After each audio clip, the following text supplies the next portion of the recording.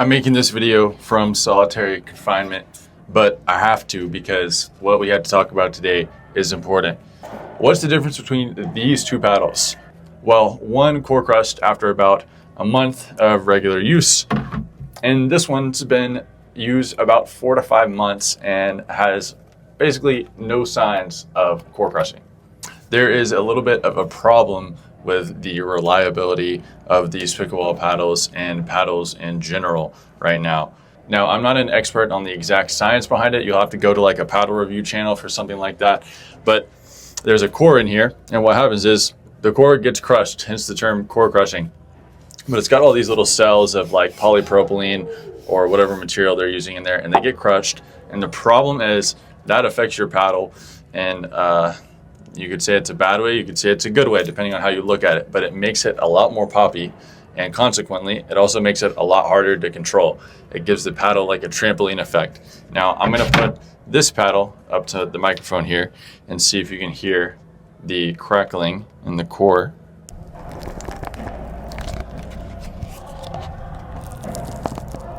So if you press a core crush paddle up to your ear like that and squeeze it, you'll hear this crackling compared to a paddle that is not core crushed, which isn't going to make any type of noise when you press down on the sweet spot with your thumb there. Some other methods I've seen people have also take a quarter and they bounce it or click it up against the surface, and it makes a different noise if you're a core crushed paddle. Really, the problem that I want to talk about with this is the lack of quality control from these paddle companies. So this paddle right here is like a miracle paddle, like it's immune to core crushing. I've been playing with it roughly 4 months. I don't remember when I got it exactly, but I've been playing with it a long time, and there's no signs of even like beginning to core crush. I might hear one little crack or two, but I mean, that's fantastic. That's the ideal scenario. That's what I want out of a paddle, especially when you spend $270 on a paddle. Now, on average, one of these Yola 3S paddles would delaminate. I think the proper term is core crushing. It would core crush for me in about a month of use, depending on how much I use it and whether or not, I left it in my car, something like that, or it got hot. So I was speaking with Michael Lloyd about this. He's a pro player. Some of you might know him. And he was telling me that what's most likely happening, the difference between these two paddles, is the one that's not core crushing has a lot more glue in the core. Now, have I broke it open yet and looked inside? No, because I'm broke and I need this paddle to last me a long time because I can't keep dropping $270 to replace pickleball paddles. But there is a real responsibility on pickleball companies, I think, to figure out how to make their paddles last longer. Paddles should not last 1 month and then delaminate. And you can say, well, it's still usable when it delaminates. Yeah, but it's not how it was when you bought it. You bought it because it played a certain way, and delaminating gives it a ton more power and makes it borderline dangerous, especially for amateurs who can't control the power. And then if you're a competitive player, you're not allowed to use it at tournaments. It's going to get banned at tournaments. At tournaments with paddle testing, you're certainly not going to be able to use it. And at other tournaments, people are going to be really mad at you if they can tell that you're using a delaminated paddle, because it gives you a little bit of an unfair power advantage. So I think paddle companies need to figure out, how can we make every paddle last as long as this one?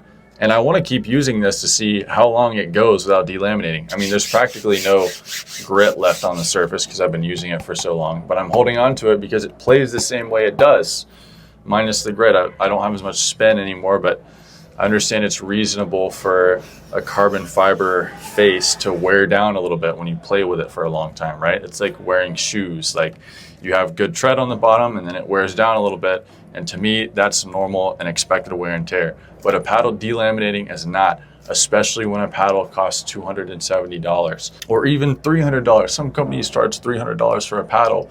So if you're going to charge $300 for a paddle, it should last at minimum a year, in my opinion.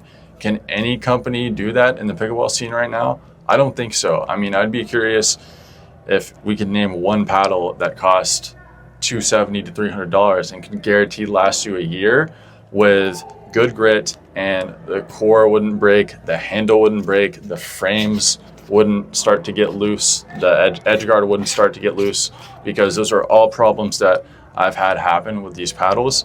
And these companies are wholesaling them for $10 to $20 a paddle. Maybe it's a little bit more, and then they have a ridiculous hike on the price that they give to the consumer.